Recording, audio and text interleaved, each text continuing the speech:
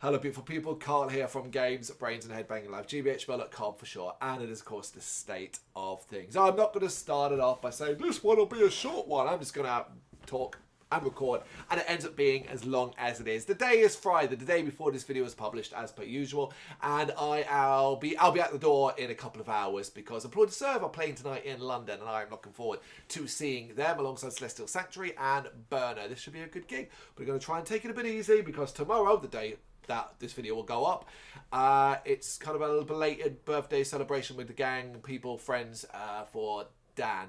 So we're going for some drinks in and around Camden area. Looking forward to that too. Oh man, what's happened in the last week? Well, I've been doing more late shifts at work. Finally got to the end of them. Last one was last night. Lots of road diversions on the way home, which pissed me right off, of course, because that's just the way driving is these days. I'm not going to go into that again. And yeah, I'm now on some days off. So really, really pleased to do that. But of course, that involves catching up and doing a ton of videos. This is actually my 9th video now in a row talking. So don't be too surprised if my voice starts to go, hello, Cathausen. Cathausen just walked in. What are you up to? He was in the fridge earlier on. Our fridge is really tall, and to get up to it involves some pretty impressive jumping, but he was on it earlier on. Yes, what was I saying? Yeah, a couple of days off. Yeah, so like, yeah, videos in a row. Because I've not had much time and working late, I've not had time to do basically video reviews. So I recorded 4 album reviews that will go up over next week and the week after, and 4 horror reviews for 4 weeks in advance. In those, talking about things like The Howling. Ooh, yeah. I haven't got many franchises left for me to cover. Like where without odd films here and there. Like for example, I think we've covered everything on the Scream franchise, but Scream 3. I think there's randomly that one was missed out, and I don't really want to watch that film. Or was it Scream 4? One of the ones that I really don't want to watch again. Scream 4 or Scream 3. Don't want to watch those again, so that's kind of missing. But for the majority of like a lot of franchises, they've been covered. All the Friday the 13th films, Nightmare on Elm Street. All the iconic ones anyway, including some of the more like smaller ones, things like Puppet Master, or lesser known ones, should I say, things like Puppet Master. All of them have been covered. Bad Ben, that's another franchise that's not very well known that we've covered. But every so often there are still 1 or 2 that crop up. Obviously, more recently, I had run my way through, I've forgotten it now, Subspecies. There it is, Subspecies. And with that came to an end, I jumped on The Howling. Now, The Howling's been sitting there for a while, really, but I'd actually left it because the way we had done things before Liam took a hiatus from writing horror reviews, he had The Howling in his list of films he wanted to watch and write reviews for. So I was like, okay, well, you're going to do that. And then I was going to wait and see if he was going to do the sequels, and then might pick them up. But when he took a hiatus, I just took over, basically. It was like, that's it, doing Howling. And I ran my way through what I didn't realise was quite a lot of films. I'm not going to tell you what I thought here, because I've been quite vocal about it on some of our social media platforms, and there's a YouTube short that kind of gives you a brief rundown of what I thought of all the films. But yeah, they're all going to start going up in May, the written reviews and video reviews as well. See, I've done a lot of videos before this, and I didn't really have notes for this. Not notes, I obviously don't do notes, but bullet points. I didn't have any because of the week, how it's been. And I figured what I'll just do is I'll just dive in and do my usual nattering and tell you what else has been going on. I suppose just talk about the biggest news, really, which is the house buying stuff, because pretty significant stuff happened this week. But yeah, should I start off with something about the website? I don't know, does anybody actually care about that side of things? I don't know. I don't know if anybody cares, really, full stop. I just do it for my own enjoyment, and I love being consistent, right? That's the state of things. It's the state of my life and the state of my head and the state of my mind. At the moment, it's all just constantly trying to fill in little gaps here where I've got time and I'm staying up late and I'm playing games and I'm doing this and doing that. And I'm playing a lot of fun games recently, but really into a lot of good stuff. I, like everybody, went, I'm not playing I can't be playing an Oblivion remaster. It's too big and can't be thinking about it. And then it was free on Game Pass and was like, okay, let me start it. And then it's just like, yeah, I'm playing Oblivion now again. Damn it! All those sort of stuff. The website's doing well this week. Kind of busy. Lots of like little reviews here and there. Plan for the advance. I'm a good few weeks in advance ahead now. But what's really annoying about that is I'll get like a few weeks in advance, and then like later ones keep dropping. So I'll be like, oh, okay. Obviously, certain albums and from certain size bands, you won't quite get weeks in advance compared to others. A lot of music we get months in advance. But we're not going to get like, for example, today I got the email come through for the Behemoth album, and that's out on May 9th. So that's actually quite a little bit of actually distance for that album, considering I got Machine Head with about a week to go and stuff like that. So, but those weeks are already filled in, all the sort of scheduled slots we have.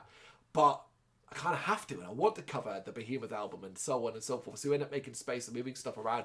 No band, smaller band, ever gets dropped in favour for them. It's just things get moved around a little bit. We've written that stuff. Those bands deserve the coverage just as much, if not more. Because let's be honest, I want to write the Behemoth review for myself, and because I know it'll also get read by more people than, say, a lesser known band, as unfortunate as that is.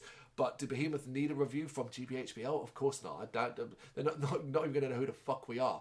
They're the big boys, all the big boys and girls in this this industry, whatever you want to call it, are all on this as well. So we're not really doing anything of importance here.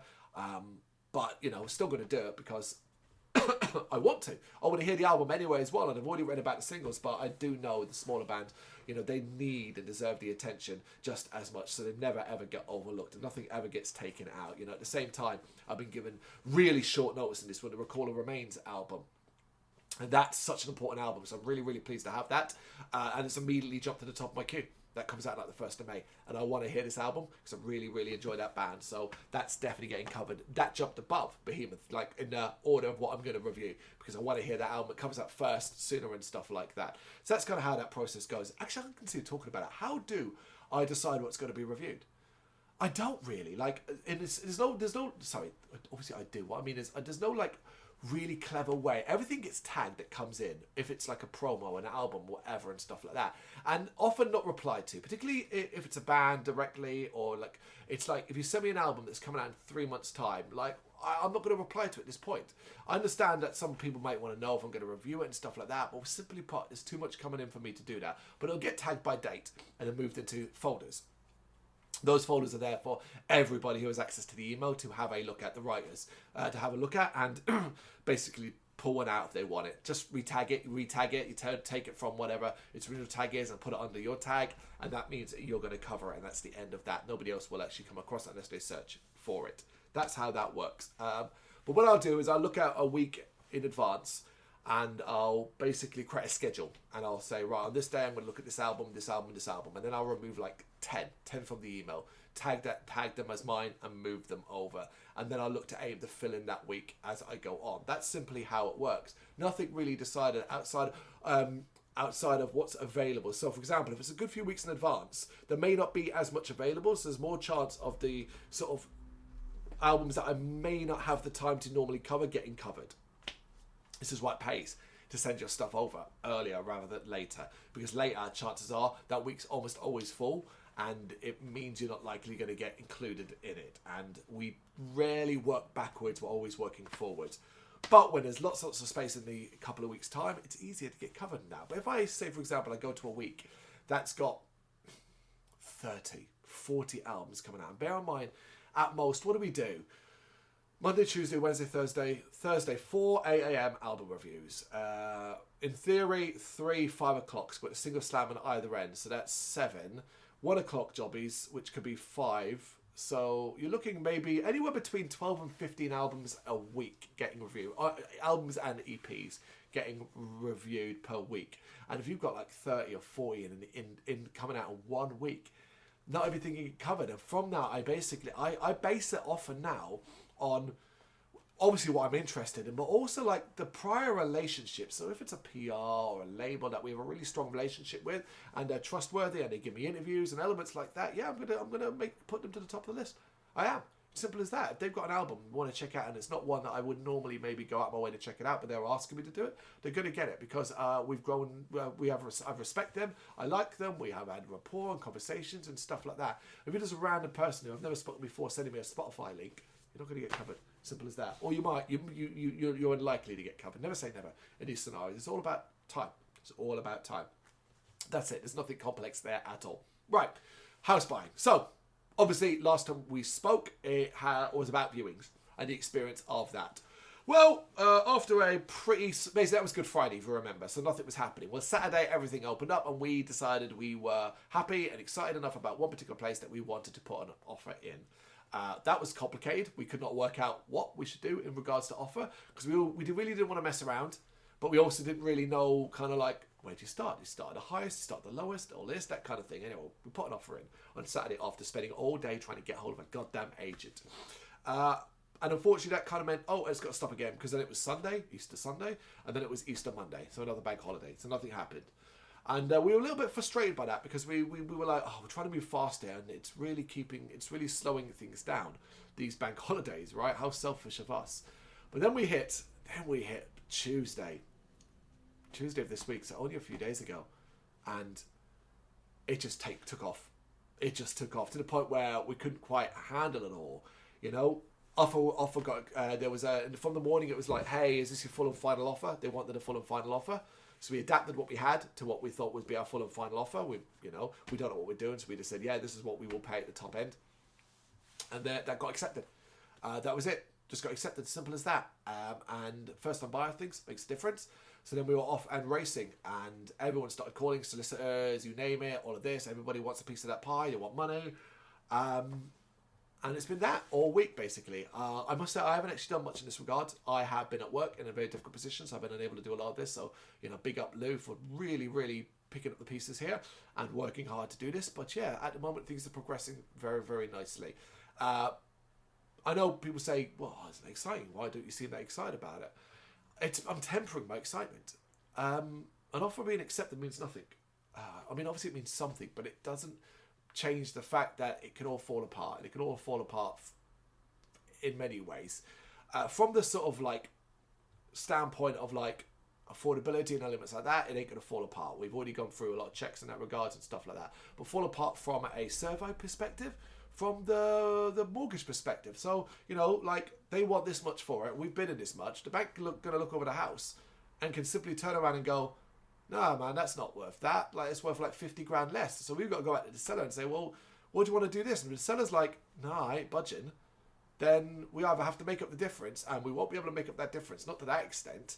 That's that. So that will mean we'll have to pull out. We'd lose money already because we've already paid money to solicitors, which is annoying. But yeah, that's what will happen. But likewise, all of this could work out. We're just kind of getting over the final, like, hurdles, and the seller changes their mind, or something significant happens and they pull out as well. They'll lose money, we'll all lose money, but that's literally what can happen. So I'm not going to get excited. I'm not going to get excited until I've signed those contracts and it's legally binding. Like that there, even more, like, even then I'll be like, all right, cool. That'll be like a relief moment. But even then, I don't think I'll really feel excited until I hold those keys. And I can go there and get the locks changed and do all of that stuff. That's when it will finally sink in. And it's really funny. Because at the moment, like where I'm living right now, it's been pretty comfortable. It's warm. Like, we're in a weird place. Right? This flat doesn't have great heating. It's electric heaters, storage heaters that are quite old and a bit useless. Winter can be quite cold. We've got ways. We've been living a while, so we've got ways around it. But when it gets to the spring and summer, man, this place gets nice and warm. The sun hits over there nicely. It's really, really nice, and I'm feeling that. And I woke up, I slept quite well last night, and I woke up today and I was feeling particularly good. Feeling quite comfortable here again. It's been my home for a decade. And then upstairs, started drilling. And I was just like, yeah, there it is. And not to say like neighbours either side of you aren't going to be making noises and drilling and stuff like that. But it was a bit like, oh God, there it is. I tend to walk around my flat, right, with these on all the time because these are super noise cancelling and I've always got music playing and stuff like that. But I was thinking, God, that sucks.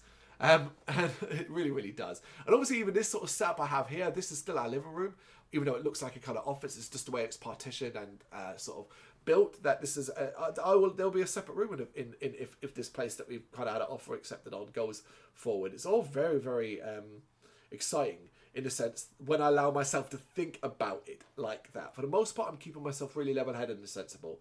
And I'm not getting too invested in anything. I'm not planning. We haven't packed a single thing, and we won't pack a single thing until those contracts are signed. We are in an interesting position as well, is because we actually have a contract on this flat until September. Now, we've been planning for this. We know what this means. And we've read for our contract, there are no break clauses. We are in contract to September, which, of course, we could go to a landlord who we have a relate. I don't want to say good or bad. We've probably really only seen him maybe in 10 years, 20 times. He leaves us alone. We leave him alone. He's had to do a few repair jobs, things that were beyond us, that kind of thing. But for the most part, he stayed away from us. But there's no reason I'd like you say, well, why don't you just go to him when you're ready to leave and say, look, can we give you notice now and leave? He will lose out of money. He'll have to remarket this thing. He'll have to put it back on the market. Like, there's no reason for him to do that when he's got guaranteed money this September. So we prepared for that. We put money aside financially to cover all the costs of this flat and to stay here longer. And that will go down one of two ways, which will likely be we'll stay here longer while we do work on the new place, if that all goes through, because some areas do need a little bit of work. Or we'll vacate this place, tell him, give him all the money he needs to cover it, and then just and sign an agreement, and that's what we're doing, which we do believe he would be more than happy to do as long as he gets his money. But we'll cross those bridges when we get to it. Still a long way to go on that front. But yeah, we won't be packing doing a single thing until that contract is signed. And even then, like I said, it'll be a slow process. But I wanted to tell you about how fast it's going, how fast it's gone, and it has ramped up crazy. From Tuesday to now, like, it's crazy. We've got solicitors involved now. Solicitors are doing their things, their checks and all that, which can take between 6 and 40 days. That scale baffles me, right? Every time I just think of that scale, it's like, but how 6 to 4? What? I don't know. Either way, that's on its way. We've got a broker working on the mortgage side of things right now. That's actually expected a call later on today as well. And that's, we have a surveyor involved now too. There's a whole lot. And don't get me wrong, they're all making it really, really easy. But it's a very expensive process. And it's going to cost us more as well, because of course we will now have to pay stamp duty, as that's something that changed as of April this year. But we prepared for that as well. We're prepared. We feel like we're as prepared as we possibly can be. Without giving too much away as well, the cost of this house, is significantly cheaper than our top end. So that's going to free up a lot of money. And one of the biggest things for us has been, we wanted to make sure whatever we did, we got a mortgage that could guarantee, to a degree, because obviously rates change and stuff like that, but to a degree that could allow us the standard of living we have right now, and we believe we've got that sorted. So we shall see. I will, of course, keep you updated every week in regards to how we're going. One day I'm just going to come in this video and be like, I'm out of here. Or it may be in a brand new, different place. That would be quite intriguing. Although I plan to kind of set it up a little bit with the flag and some more stuff, just in a different way. Either way, I'll keep you updated. What else have I got to talk about? So I said I talked about the gig. Oh, Incineration Fest is next week. Oh God, am I? Yeah, I will be able to do a State of Us. State of Us? State of Things, State of Us. The State of Things, State of Us. State of Things next Friday before Incineration Fest, because we'll be up Incineration Fest nice and early. But really looking forward to that. I've got a handful of night shifts next week, Tuesday, Wednesday, Thursday. Then I've got Friday and Saturday as annual leave days, and then I'm back in on Sunday night. So really, really pleased to have that time off. Hoping to get the download this year. I'll talk more about this in the future, but I've done something I've never done before. I applied for press at download. Why have I never done this before? A combination of things. I've never really done much work for download. I've done a bit here and there, so I never really felt like put my hand out for it. But this year, I really wanted to kind of try and start moving into that field as well. But I didn't know how to get started. I ended up getting some email addresses, and I just want to credit the folks on that side at Live Nation, who not only replied super fast, but have been super nice. That's just so cool. Thank you for that.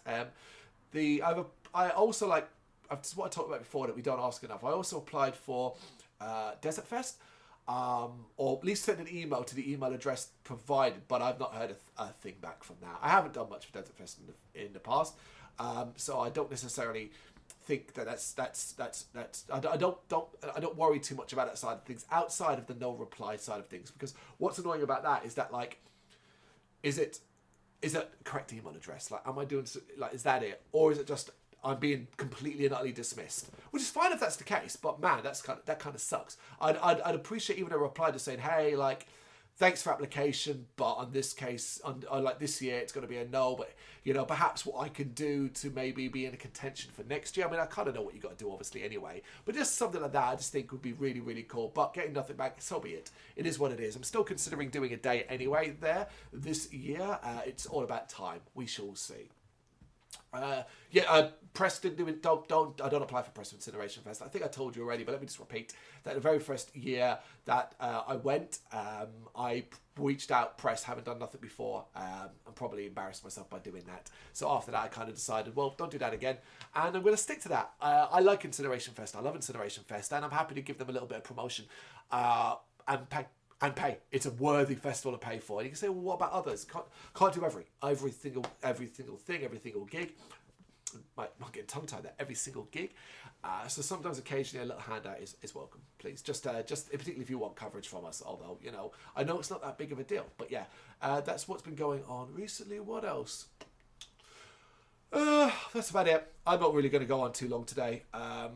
Liam just reminded me, totally random actually, you know, I'll end on the soundtrack thing. I kind of forgot to do it last week, but Liam just reminded me. Well, Damon technically did. Damon started it off by sending us a picture in our sort of gaming group, sending us a picture of some fairly substantial sized models of some of the characters from Small Soldiers. You know the film, Small Soldiers, which has like Tommy Lee Jones as, what's his name? The soldier, the toys that go, like, come to life. It's got Kirsten Dunst in it. Archer was the good guys, the Gorgonites. Why can't I remember Chip? Is it Chip? It is Chip, isn't it? Yeah. Anyway, set through really cool stuff. It looks awesome. And that kind of prompted Liam to be like, oh yeah, do you remember that like PlayStation 1 game and the multiplayer and all? And I was like, yeah, it did kind of. And then I was like, hold up. That had a pretty cool soundtrack. Pretty cool soundtrack. It did. Much stronger for what it was. I always remember being disappointed by the game because it was more set in like the Gorgon world rather than like the idea of being toys in the real world. Didn't kind of, and I don't think it was a very successful game or very well liked, but it does. The soundtrack really stands out. Some very cool tracks. I'm gonna play a little bit of a one at the end of this video. So just kind of hear it. But yeah, I was kind of like, yeah, that does kind of rock. It really does. On the gamer side of things, we're really into South of Midnight. Gotta recommend this game to you. You know what I'm sick of? I'm sick and tired of everything being open world. So when a game like this comes along that's kind of linear, level based, bosses at the end, I sometimes get really into it and invested. I'm thoroughly enjoying this game. Totally recommend you check it out. But that's it. I am going to wrap this up. That is the state of things for this week. You got any thoughts on what I talked about here? You know what to do. Let me know in the comments.